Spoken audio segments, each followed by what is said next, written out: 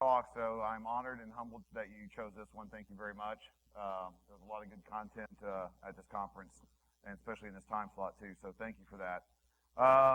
This is my talk, obviously. So there you go. This is my legal disclaimer. I always do a legal disclaimer. It's like when I talk about bad things, because I will talk about how to do bad things. But whenever I talk about bad things, just remember the kittens. I'm adorable. I will never try to steal from you or try to kill you unless you pay me first. So just remember, if I talk about how I'm doing something bad, it's for the greater good. You know, so awesome. There we go. This is the title of my talk, Love Letters to Frank Abagnale, or How Do I Pwn Them and Count the Ways. This is actually an actual picture. I didn't Photoshop this of me and Frank. It's like from a while back. This was before I gave awkward hugs, but trust me, it was still awkward.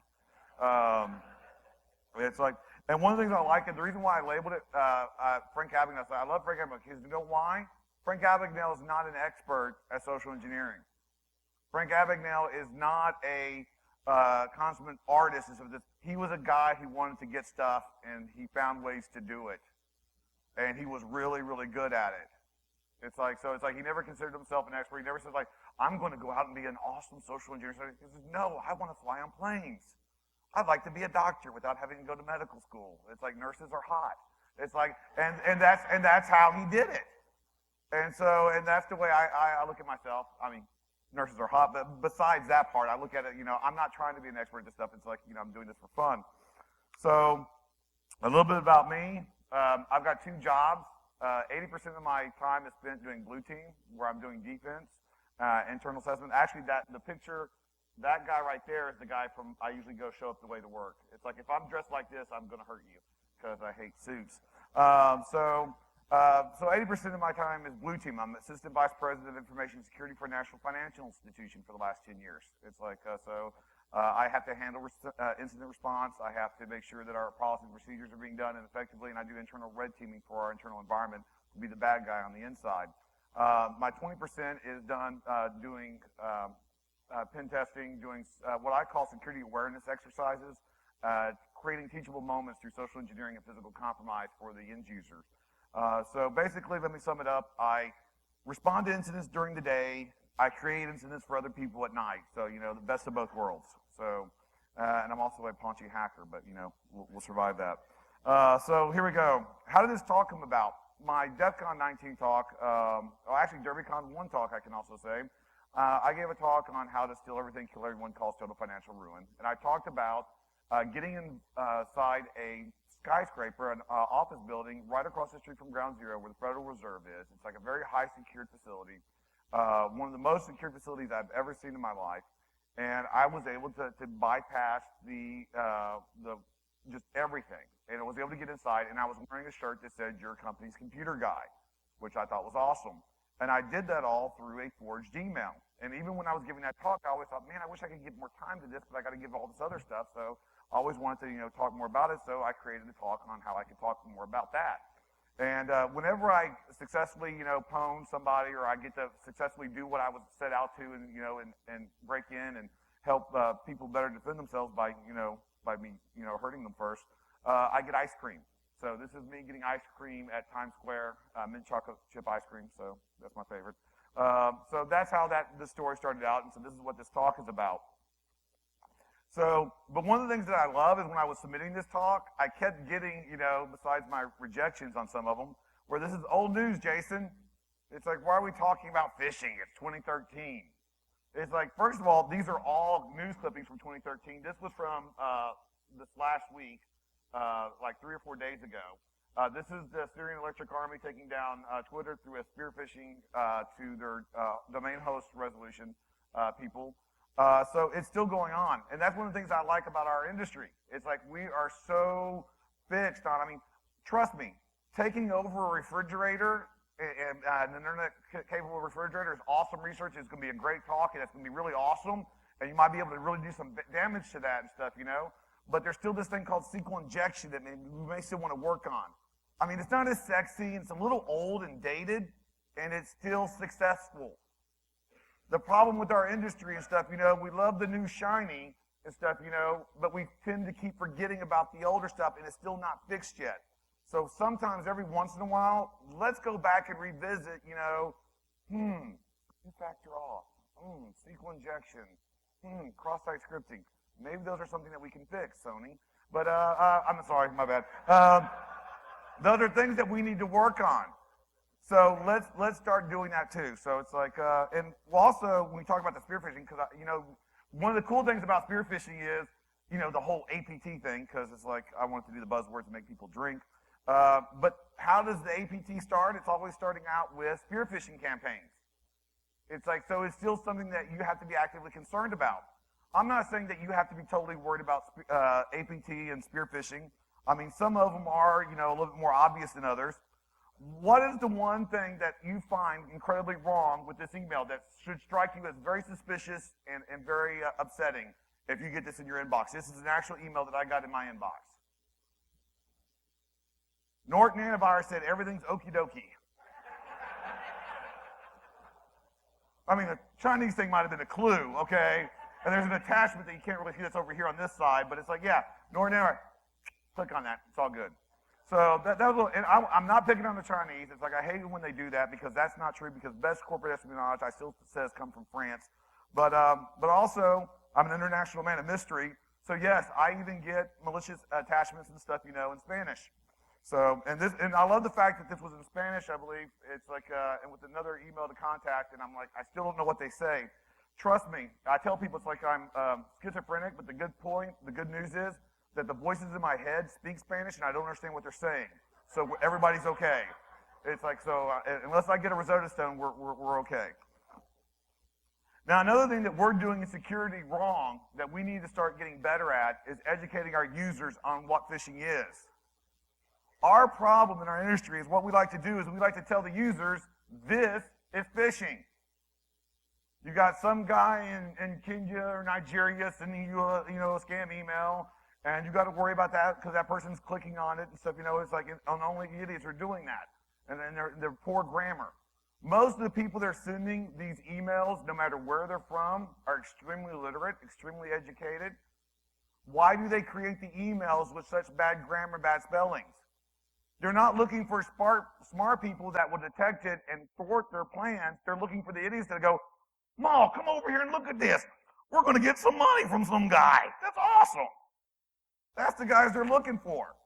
So that's who they're looking for. And also they've gotten college professors who have embezzled millions out of their respective universities through this as well. So they're getting all different types. Here's a great example. I love this one. It goes like, warning for scan victims. Scan, not scam. It's like, there's a little typo, that's okay. Victim. Because I always love when I get an email to totally just like demoralize me right off the bat, because that's awesome. And it talks about how the Western Nigerian Council and stuff, is going to be giving you some money, and all you have to do is send $81 to Federal Express and stuff, and you'll be good. And people fall for that. And this is riddled with horrible spelling and mistakes, but people fall for that, and that's one of the things that we got to look at, because we tell our users, this is it. This is all you have to worry about is people sending you weird emails with bad spelling, and if you detect those, you're doing a good job. Good job. But that's not the case. They're getting sophisticated. They're changing their tactics. I like when the whole PRISM NSA thing came out, malicious email that recipient is on the PRISM watch list, linked to just uncovered espionage campaign. And that, for us, because let's face it, probably mostly all of you are on the watch list, right? So it's like, that's something that's relevant to your interest. It's like you see that and you're like, oh crap, they're on to me. And trust me, if you've spent any time with me, you're definitely on a watch list. I promise you that. So you have to be worried about that. So they're getting things like that are topical and stuff, and they're, as soon as there's a natural disaster or a man-made disaster, some kind of tragic event, I guarantee you, in less than 5 minutes, there will be domains registered for that. It shows you how efficiently horrible this, universe is. It's like they'll do that for you. Also, here's one, and this one's talking about relevant to disaster. This was 3 days after the Boston Marathon bombing. I got this email. Explosion at Boston Marathon, and it's an IP address with boston.html. Just numbers in Boston, click. Your family was at the marathon. It's like a relative of yours lives in Boston, and you get this email. When we are in a panic state, we're not the most, clinical, rational thinkers. What do we want? Information from all sources. So yes, unfortunately, some people click on that and just like, okay, what's happening? It's like, so we got to worry about that. We got to make sure that we're thinking rationally no matter what kind of event occurs. But I also like this, I had to tweet this, this was a great tweet from Egypt where it said, fishers aren't even trying anymore. Just received email with subject, open this. And body that's just a link saying, click on this, please. All right, sometimes, and I gotta appreciate that because it's like, people actually did it because they were polite. It's like, well, it said please, it's like, why not? So we gotta be we're telling our users to watch out for the obvious.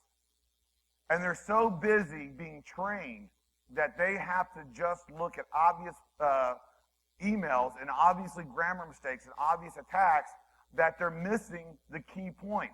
Spear phishing attacks are not going to be obvious. Spear phishing attacks are not going to be having grammar problems. Spear phishings are going to look legit. They're going to come from a respectable source. They're going to be mostly coming from people like this. It's like I say, I'm not one of the guys you really need to worry about. You got to worry about these guys. This is Pure Hate and Bravo Hacks. It's like they are spear phishing masters.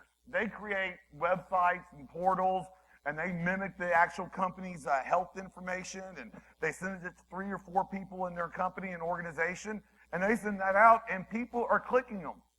And they are always effective, and it's always working. Because our users don't expect that. They expect the poorly written fish. So we need to start educating them on that because emails like this are getting through, and how can you blame a person for accepting this email? I work at a financial institution. This is the exact correct way that most banks are sending out an email to their customers for a secure envelope connection. When they have to go to a web portal and stuff, to download an encrypted information about their account. Also, this one's actually got a zip attachment, the screen cut off a little bit. And once again, Norton's like, okie dokie, we're good. So that is, I'm not going to blame a user for clicking on that link if they were expecting to receive an email and it comes in like that. It's like, I would, hopefully we have mitigation controls, and I hope that they were better educated, yes. But it's hard to get after someone when they're sending out emails like this and we're not teaching them properly to look for these kind of attacks. And it's getting even harder because one of the things that I love being able to tell people and stuff, when I was educating them on phishing is hover over the link. You got to hover over the link and look in the bar. If you hover over the link and look in the bar, it'll tell you where you're really going to. And that's cool. Up until March of this year, where they devised a JavaScript that actually made it where if you hovered over the link, it still said the same.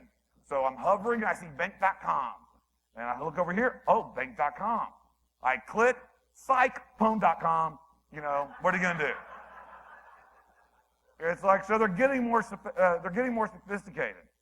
So one of the things I'd like to do is show exactly, how a spearfish actually works and use it for, some educational purposes.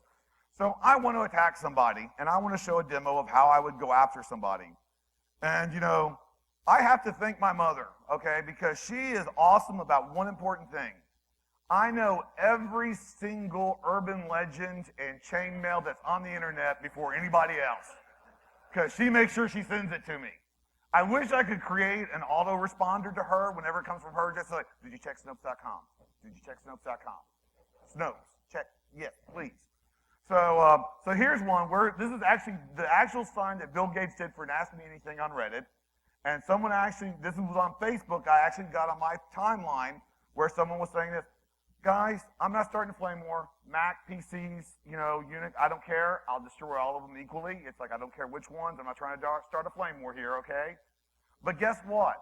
Bill Gates is an awesome man. You can talk anything you want about his operating system, but that man is a great humanitarian who is doing a lot of good in this world, and trying to use his money and resources, no matter how badly ill-gotten gains they are, that you would think, it's like he is doing good with them.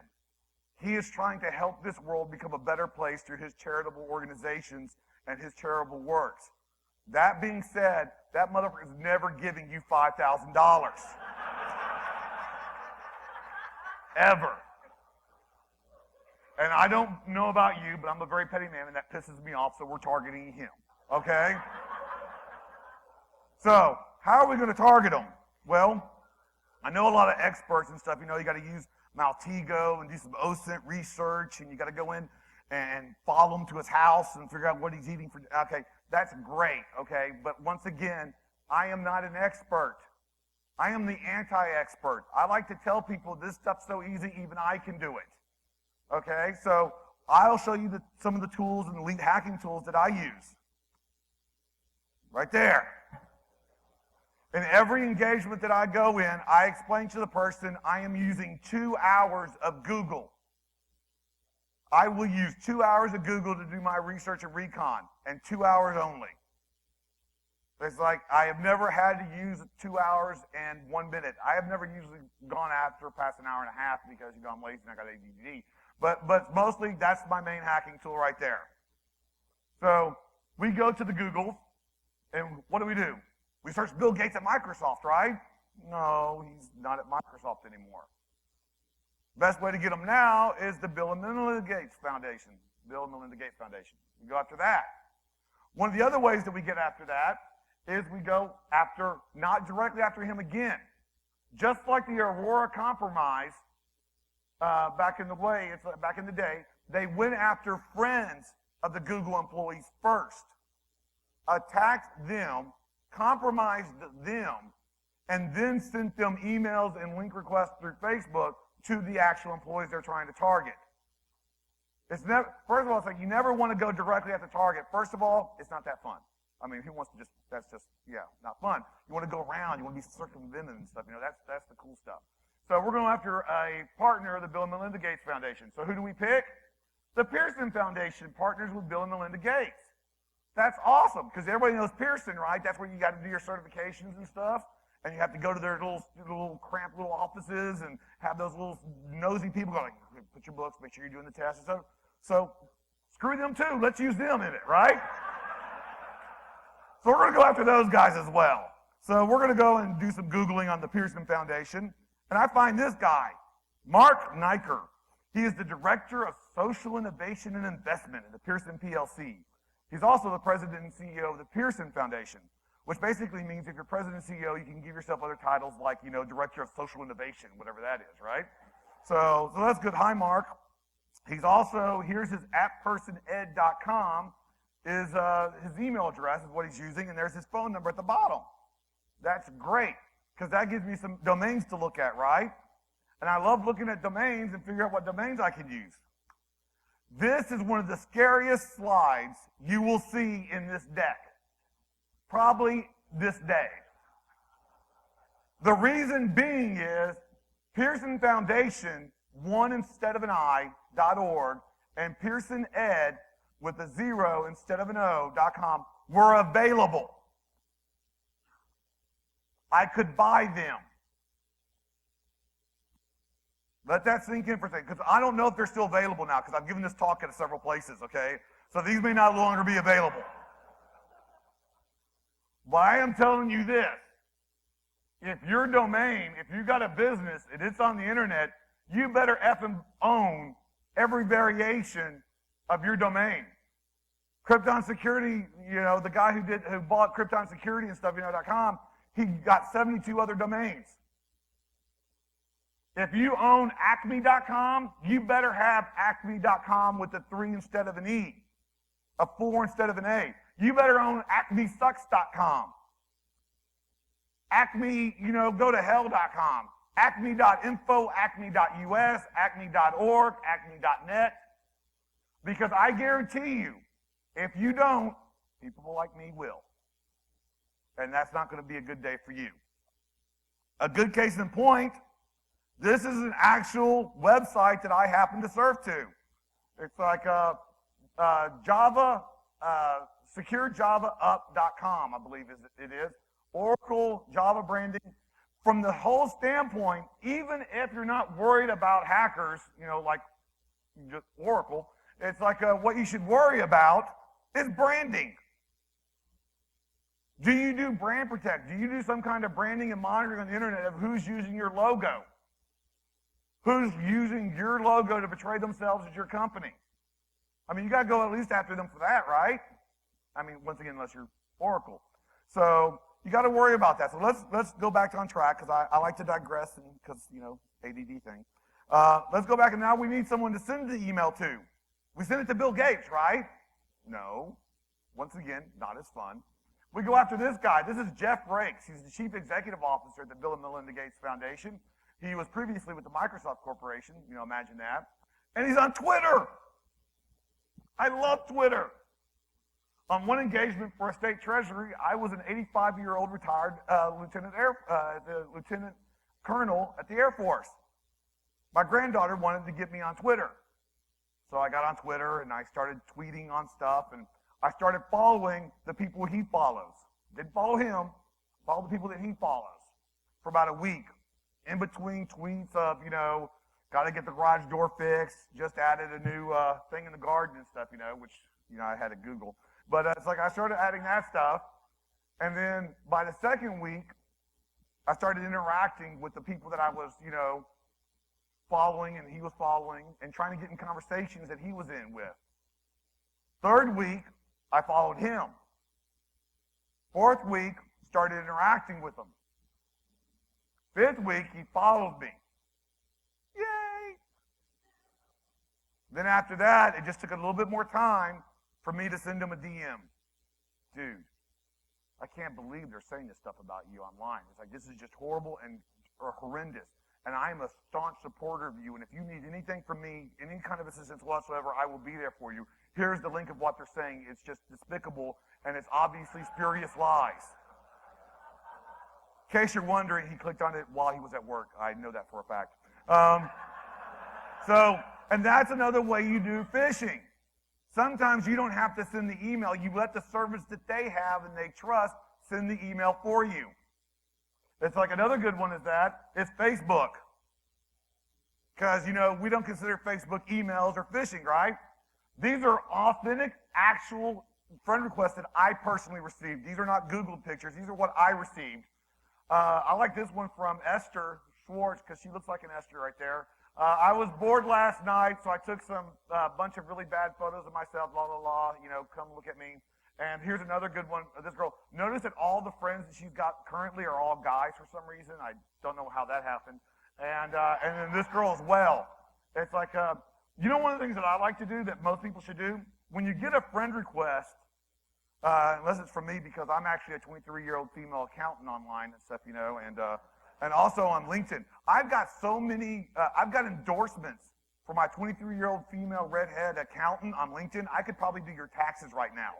It's like, and there is nothing more awkward than the person you're trying to compromise endorses your fake profile, okay? Because that's sort of a little weird. But so here I get this friend request from Ashley, and I'm like, hi, Ashley, that's a really nice picture of you. You look very cute and stuff, But how about if I download that picture, take it to my hard drive, not because I want to peruse it later. Please, guys, get your mind out of the gutter. It's like, but how about if I upload that picture in Google Images? Using Google Image, you can take a photo and actually upload it and have Google search for you. Oh, look at all these other people she is. Either she's got a really bad multi-personality disorder and stuff, so welcome to the club, I should definitely friend her, or this may not be legit. Okay? Let's go with the not legit one, okay? So now that I've digressed enough, let's go back on track, and let's go meet some more about Jeff. Jeff Rakes has never met me, and he hates me. He thinks I am a really, really crappy individual. And it's not the fact that I'm plastering his information out on hacker conferences around the world.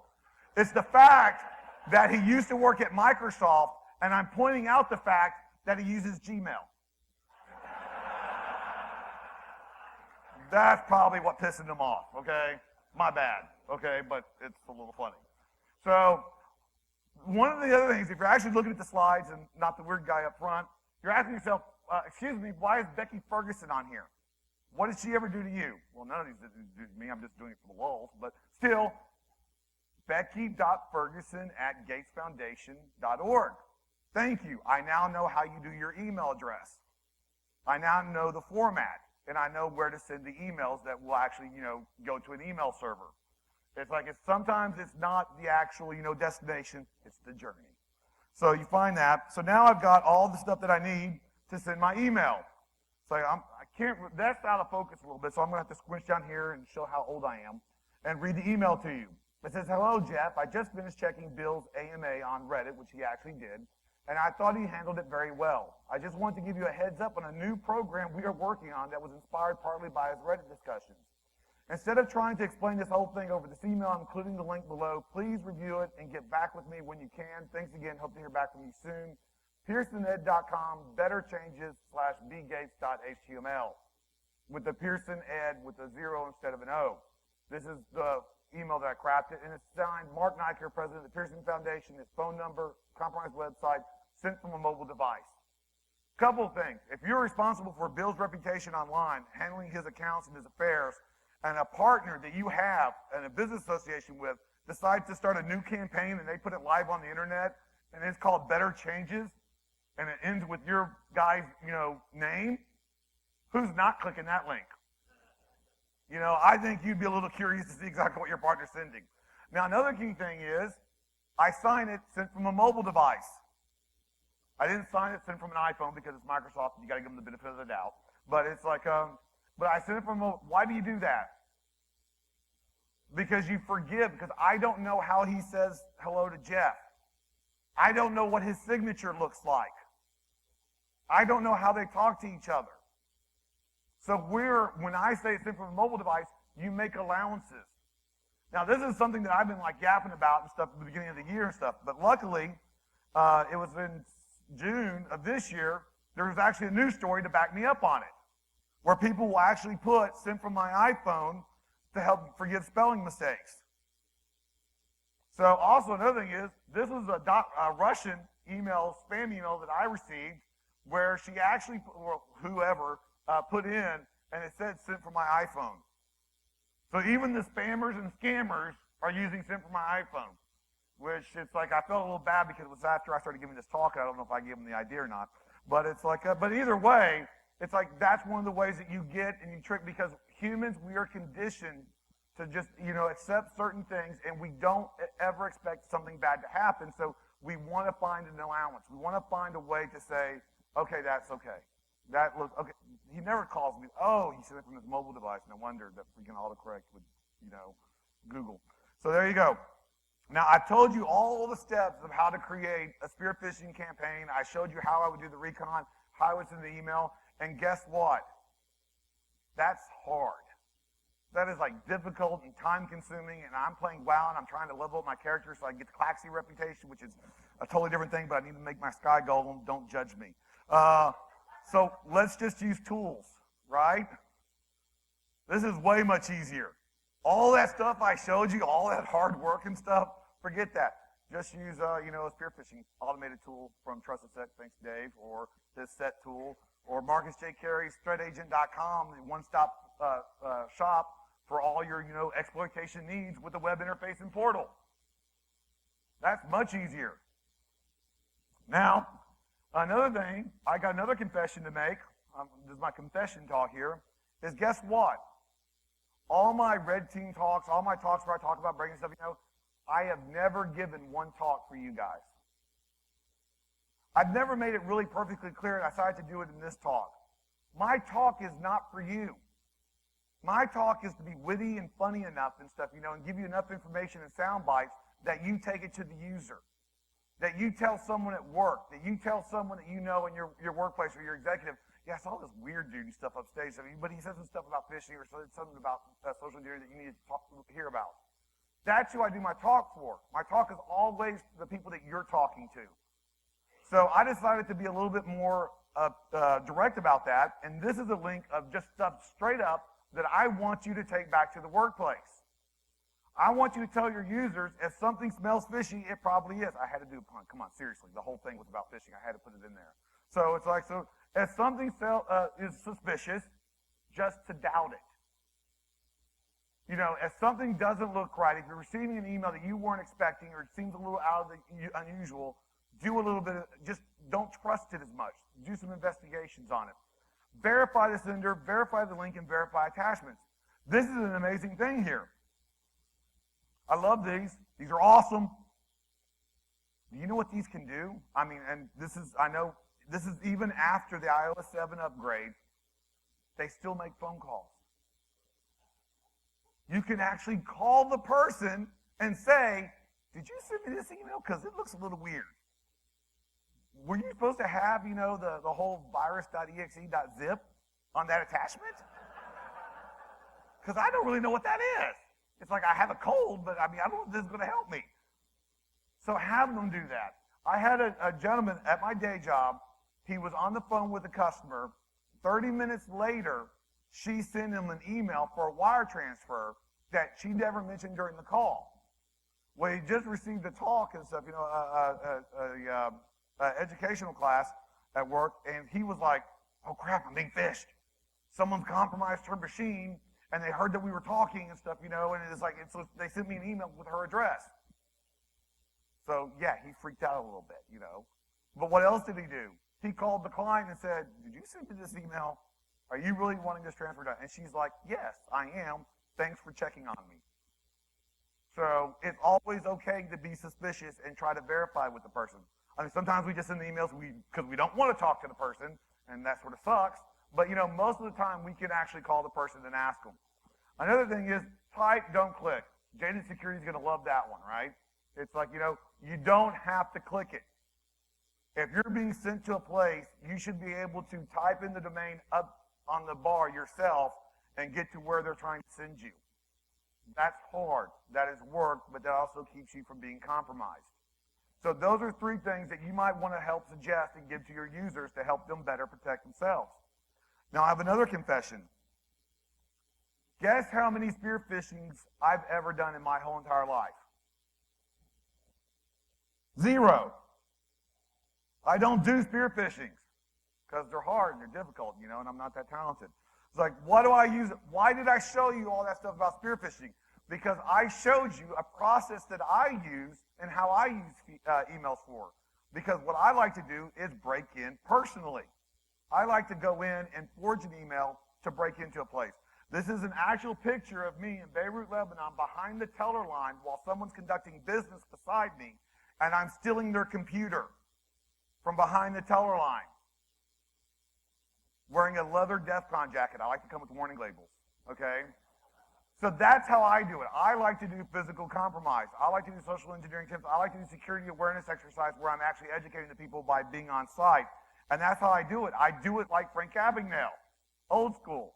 I'll either forge the document or forge an ID, because I love forging IDs. And let's face it, if you're going to forge an ID, you might as well be the world's #1 hacker. Oh, wait, hold on. I'm sorry, hold on. The world's #1 hacker who's full of number 2. So, and so that's what I like to do. This ID, actually, I got in Frankfurt at the 29C3. That actual ID, someone who's actually gotten an ID from the same people was able to vote in their parliamentary elections. It's that authentic. It looks like a legitimate 100% regular ID. And yes, one of the people that I was with actually got one that with his picture that said Jayson E. Street, because, you know, thought it was funny. This is an actual one that I got at a government facility that I was walking around in that worked fine. So IDs aren't that hard to forge. They aren't hard to make up. When I was at the bank in Beirut and several other locations, I was wearing a blank badge that had one of their lanyards on it, and that was good enough. So it's not even about, because it's like sometimes I can't even forge it. I just, white piece of paper, looks legit. So all that stuff, all that work on the emails are for this. This is the reason why I created it. This is the email from New York. Now I cut it in half because the top part is actually the beginning. You always have to forward the email to yourself, because I don't print these emails out, because if you print the emails out, that doesn't look legit. It's like you could have just typed this up on one of those, what are they called? Typewriters or something, you know? So it's like, no, you keep it on your iPad. You keep it on your Android device, whatever tablet, the phone pad. You know, you keep it on an electronic device and tablet. So why? The links say hyperlinked. It's like right there. So what you do is, before you forward it, you change the email address to the actual legitimate email. And then when you forward it, those turn to blue.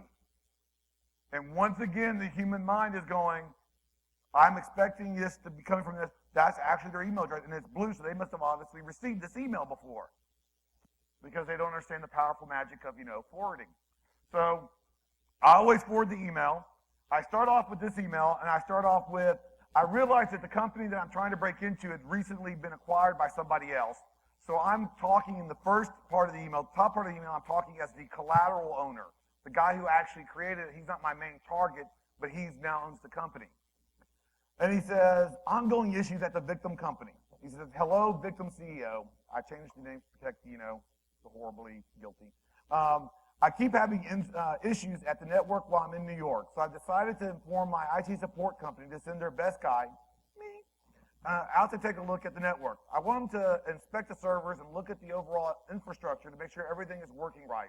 I will also expect them to give us input and recommendations if any improvements are needed to be done.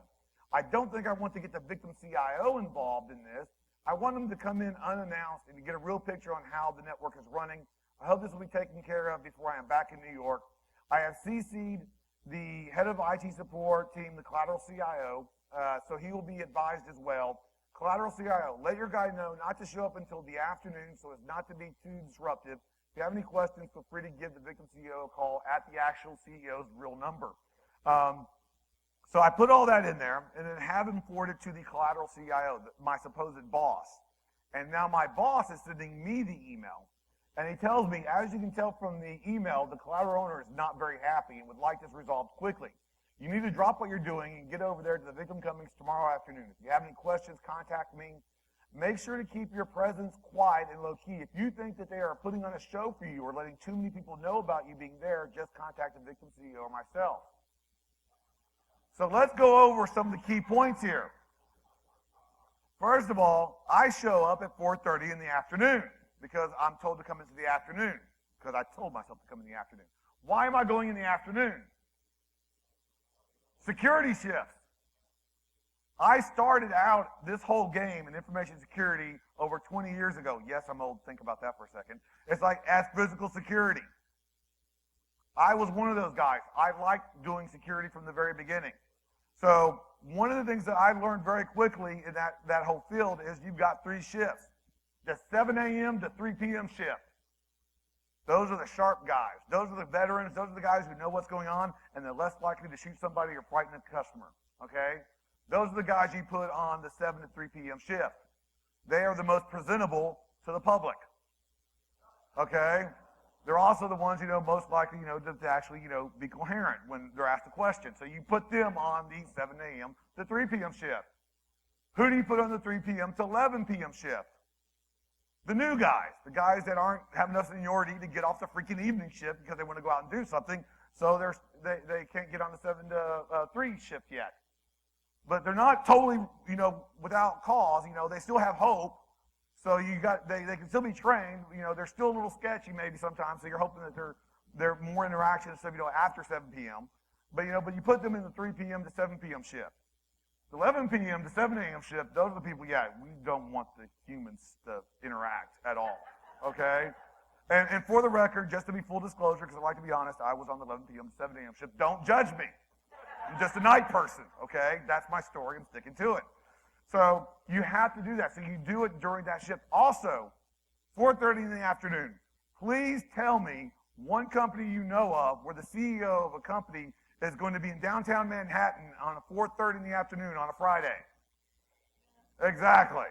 So better cover and better be able to tell your story and go with your story. Now, another thing I did was I also talked about if you have any people making a big deal about where you are, or it's like just come in and announce. I'm saying that because people are going to be coming up to me and saying, I didn't know you were coming. which of course they're not. I'm breaking in. I'm like, well, yeah, but this email says and stuff, And I used this email to get in, to get my valid ID badge. And I started going around the company and stuff, and started going around the office. And I was at the CFO's assistant's computer when the networking guy, who was doing an awesome job, and I'm not joking, he was doing an awesome job monitoring his network, he noticed a huge spike in bandwidth coming from the CFO's assistant's machine to their domain controller. And he found that a little curious. He was like I said, he was doing his job. So he comes over, and it was me. So he asked, what am I doing? What am I doing there? I showed him the email. He reads this email on the iPad. He takes me into the CIO's office, who conveniently, of course, isn't there right now. It's 4:30 in the afternoon. And he talks to the CIO. He reads to the CIO the exact letter, verbatim. I talk to the CIO for less than 5 minutes, and I get escorted, not out of the building, to every single other user's machine so I can finish installing my malware. But the difference is now I have the network guy telling the people to get up that it's okay, just let me do my job. Like I said, I love this email. But that's how we did it. So when you create these kind of emails, it's a little bit different from spear phishing, because you got to make sure you have the 5 points, 4 points. I can't count, it's too early. So you got to have danger. Somebody is not happy. Someone is pissed. It's like, I'm going to be pissed if I don't get in. So yeah, there's always somebody that's going to be pissed. There's always some danger, but also there's intrigue. The owner was talking to the CEO, but not talking to the CIO. So that's not cool. Something's not going on here. The CIO told me after the engagement that he honestly thought he was losing his job. That's why he cooperated with me. That's the reason why he let this go. Politics.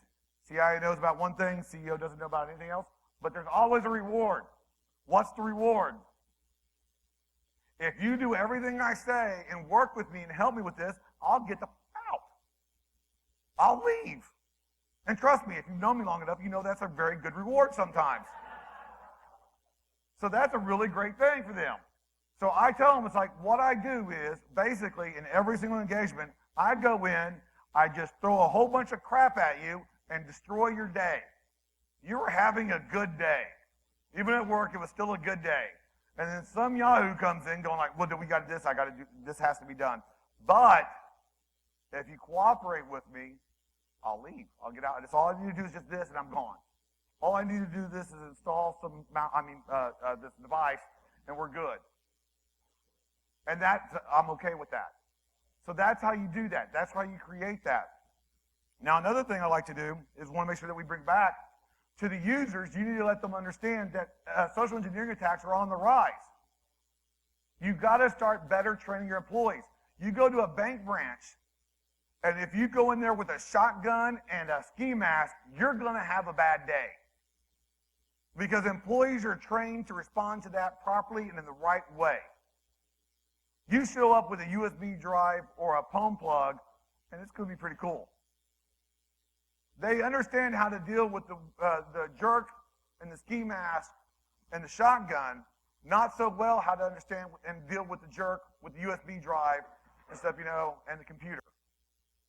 That's not their fault. They're not stupid. They're not properly trained.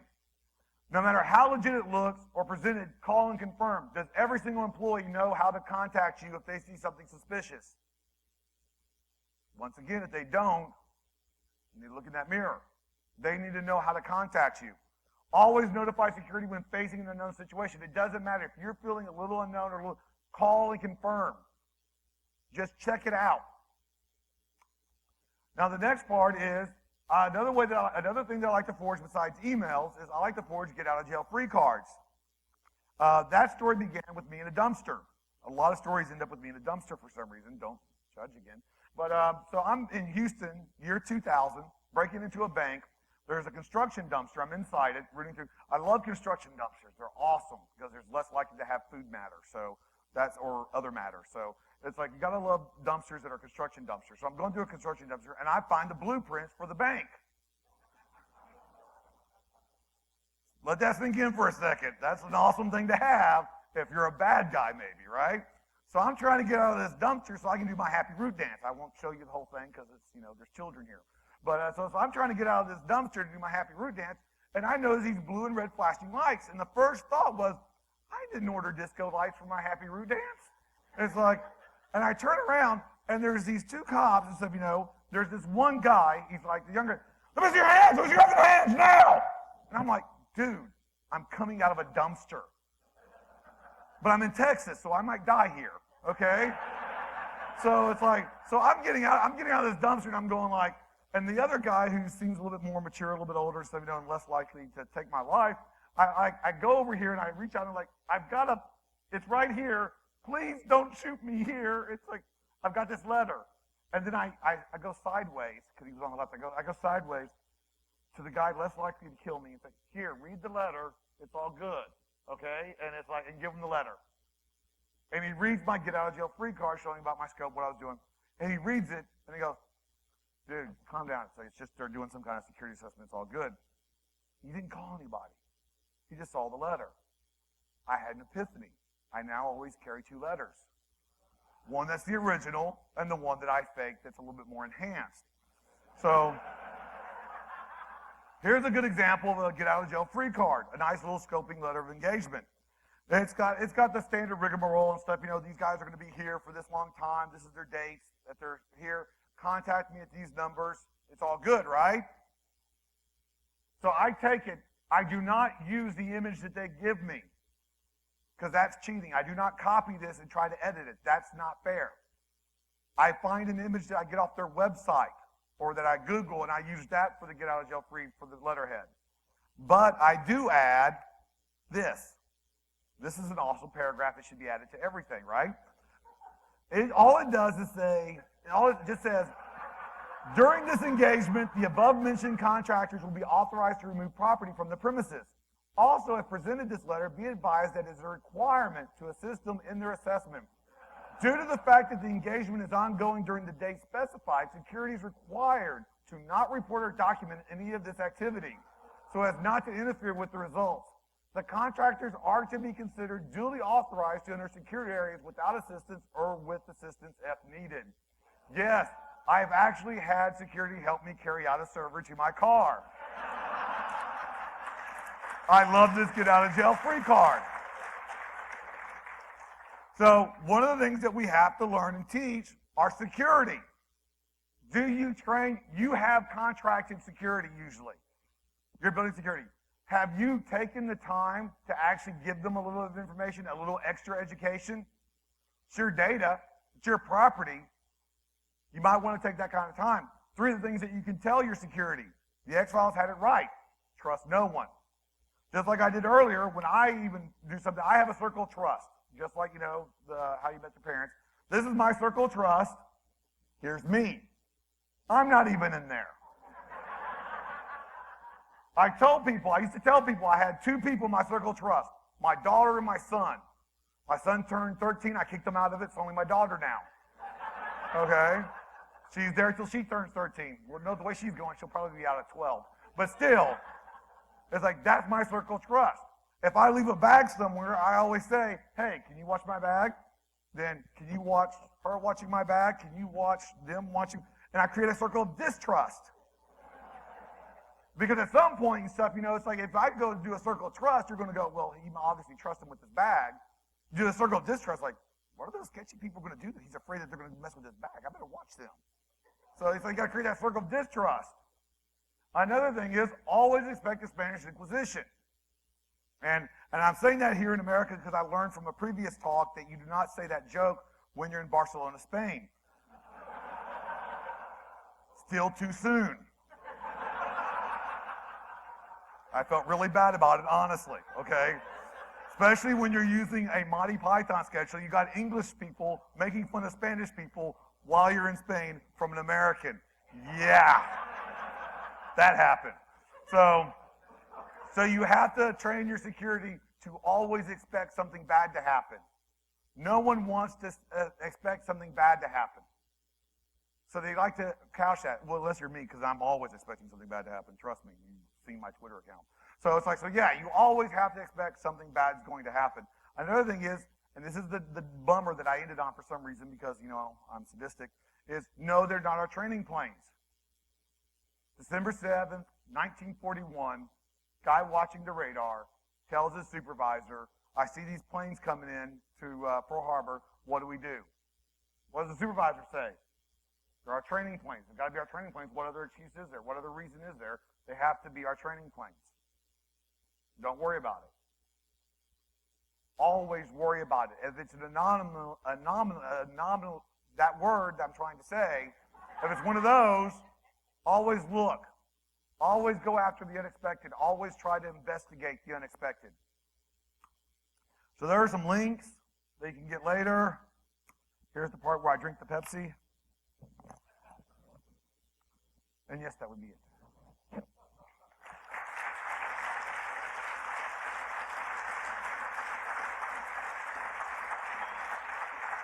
And after telling you about all malicious links and everything, please feel free to scan that if you want a copy of the presentation.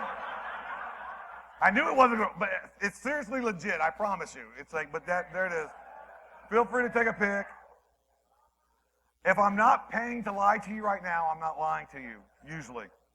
And then here's the extra links and shout-outs. And I'm here through the whole conference, so if y'all want to talk or have questions, feel free to see me somewhere, or if you just want an awkward hug, I'll be out.